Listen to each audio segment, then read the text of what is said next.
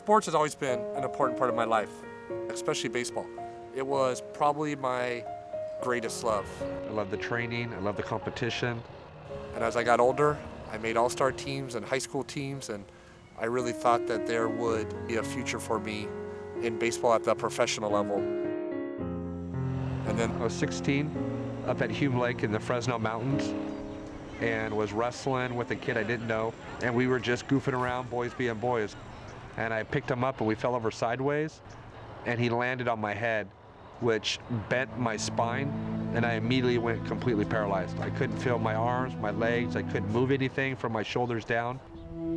Got a phone call that evening, and probably the worst moment in my life. Hume Lake called to inform us, and within 30 seconds, her words were, "Brent is paralyzed for life." the two things that I remember was the doctor telling me that I would never walk again and that I would never pitch a baseball again. And I was totally devastated. The future of someone who has a spinal cord injury, it's a difficult prognosis, and the ability for them to adapt and motivate themselves is a wide range. And we see the results in people that don't do well, and then we see the opposite extreme in people like with Brent. I can remember laying in the rehab bed where I knew I had either choose to be angry at the world and always question why this happened, or the other road was to be the best I can with what I have.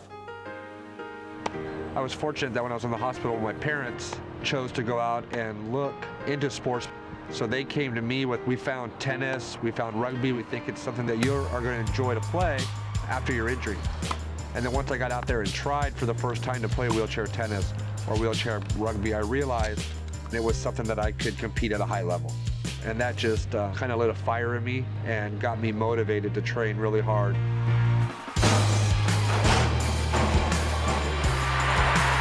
The better I got, the better competition I played, and got invited to be on national teams for both wheelchair rugby and wheelchair tennis.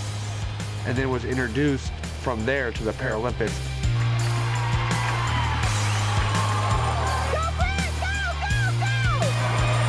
Seeing him performing at the Olympics was an amazing experience. He is in his element. He's doing what he loves to do. To see all of his hard work over the last 4 years come to fruition at the Olympics was just amazing.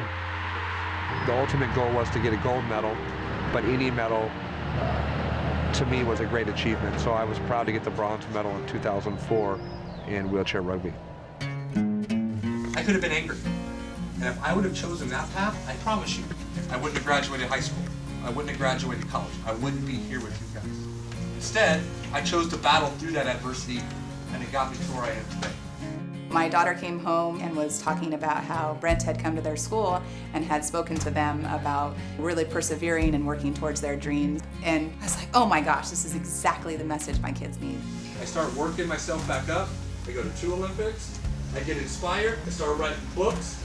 It's pretty amazing to watch the kids engage with Brent. They hear his story, and to watch them just listen to his message. You know, it goes beyond just, you know, kind of overcoming obstacles. It's also being able to use it to lift people up rather than tear them down, and hear somebody who's actually living the life that he's preaching. In the very back.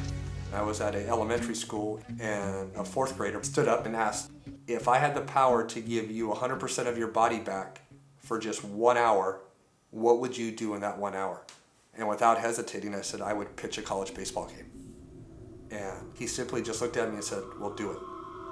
I knew I couldn't throw a baseball again, but I just couldn't get that kid's voice out of my mind. I kept hearing, well, just do it, just do it. And I work at Children's Hospital with kids with spinal cord injuries.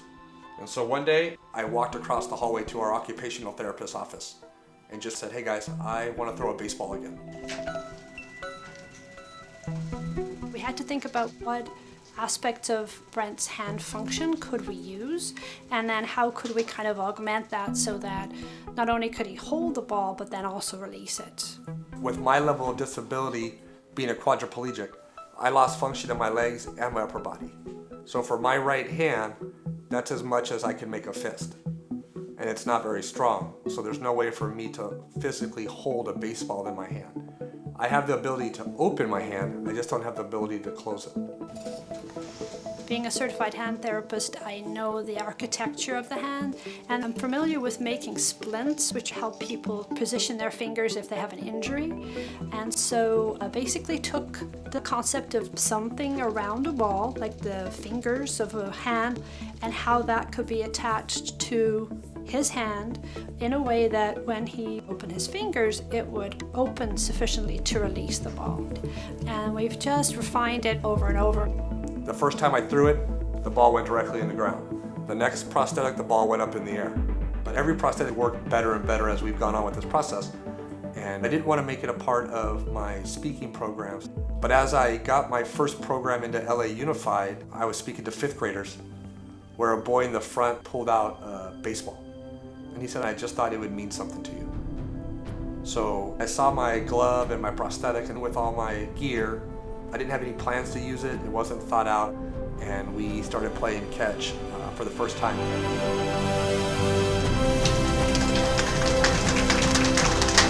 Being able to throw a ball again, I never thought I'd have that back in my life. And it took a 4th grader to inspire me when it was my job to inspire him. And so what I'm hoping is that it'll show that even after 25 years, when you're inspired, you can do just about anything.